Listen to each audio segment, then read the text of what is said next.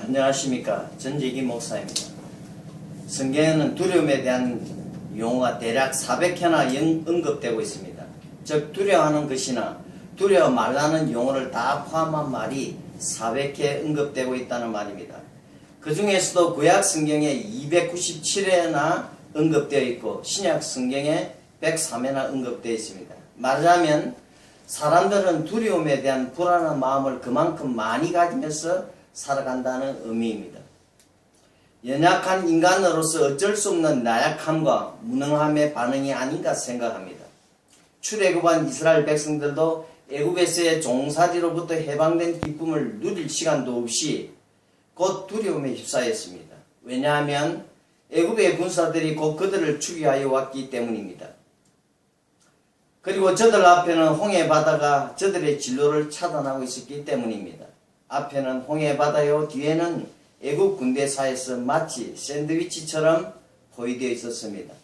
그야말로 진퇴양난의 기로에 서 있었던 것입니다.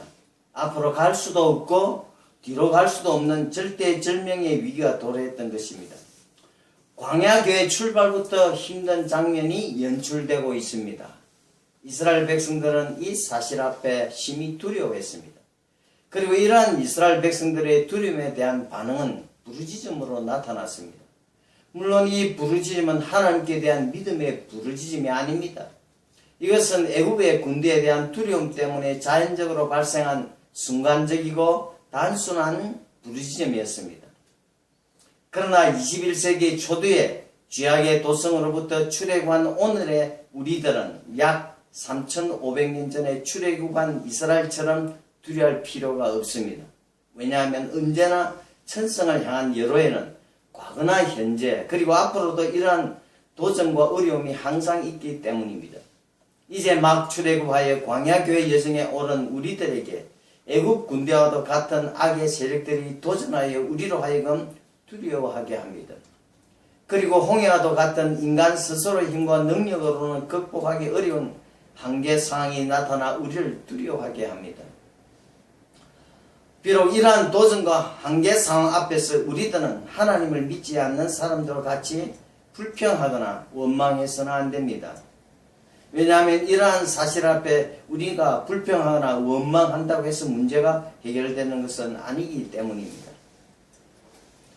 불평하거나 원망한다고 해서 문제가 해결되는 것은 해결된다면 100번이고 1000번이라도 그렇게 해야 할 것입니다. 물론 그렇게 한다고 해서 달라지는 것은 아무것도 없습니다. 오히려 성도는 악의 도전과 한계상에 부딪혔을 때 자신의 유한함과 무능함을 깨닫고 더욱 하나님 앞으로 달려가는 계기로 삼아야 합니다. 그리고 전능하신 하나님께 도움을 요청해야 합니다. 오늘날 우리가 직면하는 현실 속에는 유영무영의 애굽 군대와 홍해 바다가 우리를 진퇴양난으로 이끌어갑니다. 이제 막 출발하는 광야교회 여정에 있는 우리들은 같은 형제들로부터 여러가지 유언비어에 시달리고 비난을 받을 수도 있습니다.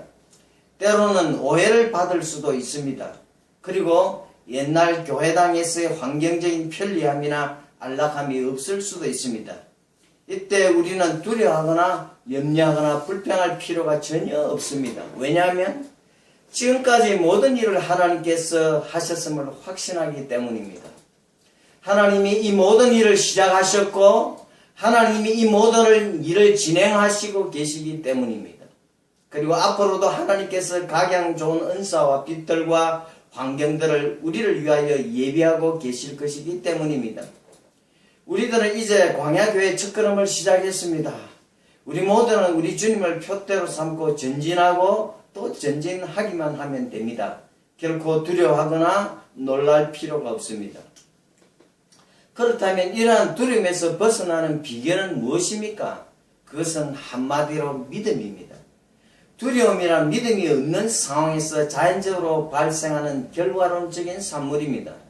믿음이 없으면 반드시 두려움을 생산한다는 말입니다. 과거 출애굽한 이스라엘 백성들이 두려워했던 진정한 이유는 애굽 군대가 막강했기 때문이 아닙니다. 그리고 하나님께서 그들에게 이적과 기사를 보여주지 않았기 때문이 아닙니다. 이스라엘 백성들이 두려워했던 진짜 이유는 그들에게 온전한 믿음이 없었기 때문입니다. 그들은 하나님을 온전히 믿지 않았기 때문에 하나님께서 그들을 구원하실 것을 기대하지 않았던 것입니다. 그래서 그들은 현실 앞에 속수무책이었습니다. 그리고 구원에 대한 기대가 없었기 때문에 두려워할 수밖에 없었던 것입니다. 우리에게 온전한 믿음이 없을 때 눈앞에 보이는 현실을 두려워하게 됩니다. 아니, 압도돼 어쩔 줄을 모르게 됩니다. 그러나 하나님 앞에서는 문제될 것이 없습니다. 중요한 것은 우리가 하나님을 온전히 믿지 못하고 있다는 사실입니다. 지금 출애굽한 고려 경양교회가 해야 할 일은 여호와 하나님을 믿는 것 외에는 아무것도 없습니다. 그 이유는 무엇입니까? 왜 하나님만 믿어야 합니까? 하나님은 모든 것을 자신의 뜻대로 주장하시는 절대 주권의 하나님이시기 때문입니다. 말하자면 하나님의 절대 주권을 믿어야 합니다. 애굽의 군대도 홍해도 다 주님의 손안에 있지 않습니까? 우리는 우리가 극한 상황에 처했을 때 하나님의 역사를 믿음으로 기다리는 것이 또 하나의 능동적이고 적극적인 믿음임을 알아야 합니다. 비록 현 상황이 아무리 절박하다 하더라도 다급해하거나 좌절하지 말고 조용히 그 상황을 능동적으로 맞이하라는 말입니다. 결국 하나님의 주권적인 개입을 인내하면서 기다리라는 말입니다. 그러면 우리는 최선을 다한 후 사람으로서 더 이상 어찌할 수 없는 극한 상황에서 마지막으로 취할 태도는 하나님의 주권적인 개입을 바라며 조용히 기다리는 것입니다. 그리고 하나님은 우리를 대적하는 자보다 더 강하기 때문입니다. 말하자면 하나님의 능력을 믿어야 하는 것입니다. 우리는 출애굽 당시에 모세의 말을 상기할 필요가 있습니다. 여호와께서 너희를 위하여 싸우시니 너희는 가만히 있을지니라고 했습니다. 이처럼 하나님께서는 자기 백성을 위하여 친히 싸우시는 능력의 하나님이십니다. 하나님이 우리 편에 되어서 싸우신다는 말입니다. 하나님이 대신 싸우실 것입니다.